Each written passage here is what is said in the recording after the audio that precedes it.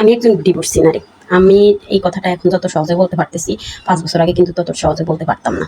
আমার বিয়ে হয়েছে অনেক ছোটবেলা থেকে। আমার অবুঝ থাকতে মানে অবুঝ বলতে এই যে 9-10 হুঁশিয়ারে বিয়ে হয়ে গেছে। যখন পড়তেছিলাম তখন পড়ালেখা কন্টিনিউ করতেছিলাম, তখনই মা-বাবা বিয়ে দিয়ে দিছে। মা-বাবা বয়স্ক হয়ে গেছে, এজন্য মেয়েরে দেখে বিয়ে দিচ্ছে। কিন্তু আমার বিয়েতে কোনো মত ছিল না।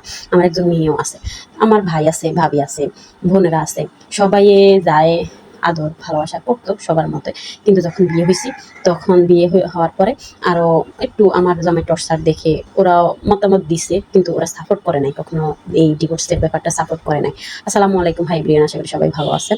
আলহামদুলিল্লাহ আমিও ভালো আছি। আজকে একজন ডিভোর্সি নারীর গল্প শোনাবো। আমি এটা ফেসবুক পেজ থেকে, একজন ব্লগার আপুর থেকে আমি এই গল্পটা শুনছি। গল্পটা অনেক ভালো লাগছে। আমাদের সমাজের মধ্যে এখনো অনেক মেয়ে আছে যে তিলে তিলে সংসার মানে অনেক কষ্ট হইতেছে, ফ্যামিলি সাপোর্ট, সমাজের ভয়ের কারণে মানে ডিভোর্সটা হইতে পারতেছে না, বা অনেক ডিভোর্স হওয়ার পরে যে অনেক করুণ অবস্থা হয়, এই জিনিসটাও মানে অনেক কিছু হইতেছে। এই জন্য আমি এই জিনিসটা শেয়ার করতেছি আমার ব্লগের মাধ্যমে, যে উনিও কিন্তু অন্য একজনের ব্লগের মাধ্যমে শেয়ার করছিল। যাই হোক, আমার ডিভোর্স হওয়ার পরে মানে ওই মেয়েটার ডিভোর্স হওয়ার পরে ওই মেয়েটার গল্পটাই বলতেছি, যে আমার ডিভোর্স হওয়ার পরে আমার বাচ্চা একটা মেয়ে আছিল। আমার ডিভোর্স হওয়ার পরে যখন ফ্যামিলি সাপোর্ট দেয় না, আমি নিজে নিজে ডিভোর্স করে ফেলছি। অনেক বছর সংসার করছি, 15 বছর 16 বছর সংসার করছি, আর পারতেছিলাম না। তখন আমার হাজব্যান্ড দেখছি যে আমার থেকে আমার পছন্দ করতো, অন্য মেয়েদের প্রতি বেশি আকর্ষণ থাকতো। আর আমার হাজব্যান্ডের পরবর্তীতে আমারে দেখতেও পাইতো না, পছন্দ করতো না। আমি কি করলাম, আমার ডিভোর্সটা করে ফেলছি। আমার হাজব্যান্ডে কোনো ইয়ে করে নাই, আমার মেয়েরাও রাখে নাই। আমি আমার মেয়েরা টেনে নিয়ে চলে আসছিলাম। আমি আমার ভাই বাসার মধ্যে আসছিলাম। ভাই বাসার মধ্যে আসার পরে আমার ভাই ভাবি আমার যা অনেক ধরনের টর্চার শুরু করছে। মানে এক ধরনের ধরেন কি, আমার নিজের রুচি ছিল না। তখন আমি আমার ভাইয়ের বাসায় খাই। ভাই কোনো সমস্যা ছিল না, ভাই সব ধরনের সাপোর্ট করতো, কিন্তু ভাবি এটা সহ্য করতো না। তো অন্য একটা ওনার সংসারের মধ্যে আমি উড়ে আসি, জোরে বসলাম, এরকম মনে হইতো ওনার কাছে।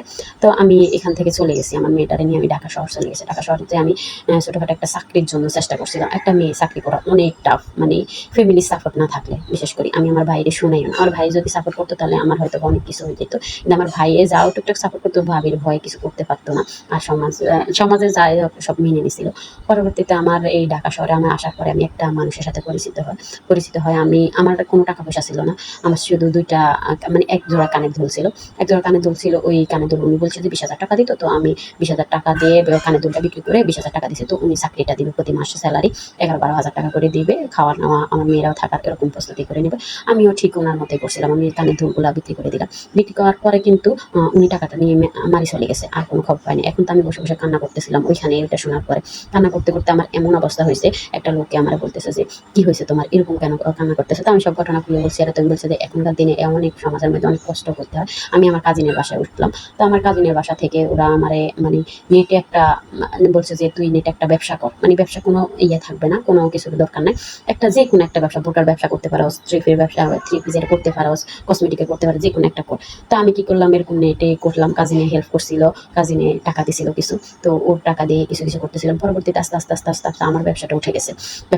আমি যদি এই কাজটা, যদি আমার হাজব্যান্ডের সাপোর্ট থাকতো বা ফ্যামিলি সাপোর্ট থাকতো, এই কাজটা আমি আমার হাজব্যান্ডের জ্বালানোর অবস্থা আমি করতাম, তাহলে কিন্তু আমি এই যে দখল খাইছি মেয়ে হিসাবে, জায়গায় জায়গায় আমি প্রতারিত হয়েছি, এই জিনিসটা আমার হইতো না। একজন মেয়ের হোক ওর স্বামী ভালো, হোক ওর স্বামী খারাপ, একজন মেয়ের অন্তত নিজের শখ পূরণ করার জন্য, মানে একদম আমি লেভেলে বলবো না, কিছুটা টাকা মানে ওর আয় করা দরকার, কারোর কাছে যেন হাত না পাইতে হয় একটা প্রতিটা মেয়ে। কারণ আমাদের সমাজ বা ফ্যামিলি যত এগুলো নিতে পারতেছে না, তো এগুলো করতে পারতেছে না, তাহলে আমাদের মানে এই রুজি করাটা, মানে রুজি ওরকম না যে ঘর থেকে বের হতে হবে। এখন ইন্টারনেটের যুগ আছে, এবং এই যুগে কিছু করতে পারে, তাহলে ফ্যামিলি সাপোর্ট না করার তো কিছুই না। কিন্তু আমাদের সমাজে যে ইসলামের দৃষ্টিতে মেয়েদের যে দিক নির্দেশনা দিছে, ওই দিক নির্দেশনা চললে ডিভোর্স কি মেয়েদের হয় না?